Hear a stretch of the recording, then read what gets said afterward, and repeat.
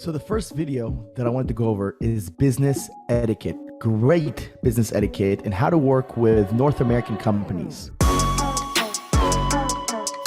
So how to deal with companies that English is their first language, because a lot of us have very similar business etiquette. Of course, there are certain things that Canadians and Americans and Australians do a little bit differently, but most of them operate very, very similarly. So the very first thing that matters a ton is to be on time. Believe it or not, this is a thing that a lot of people it's over their head. I myself live in Medellin, Colombia, South America, where I've been living here for probably about 2 years. And I've noticed that in the Latin American culture, being on time is not as big of a priority as it is for people in America or Canada. It seems like when someone says they're going to be here in 10 minutes, sometimes they're here in 30 minutes or 40 minutes or 45 minutes. And it's not just the South American culture.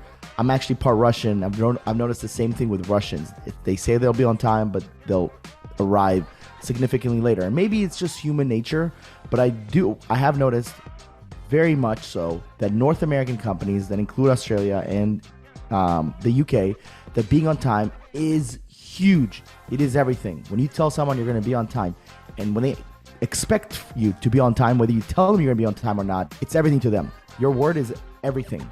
So the very first thing that matters is being on time. And I know that sounds so silly and it sounds like something that's super easy to do, but believe it or not, a lot of the people, most people that we have offboarded, whether it's from our company, whether it's from interviews, whether they never even made the company in the first place, is because of a timely matter. 90% of the time, it is because of a time issue, right?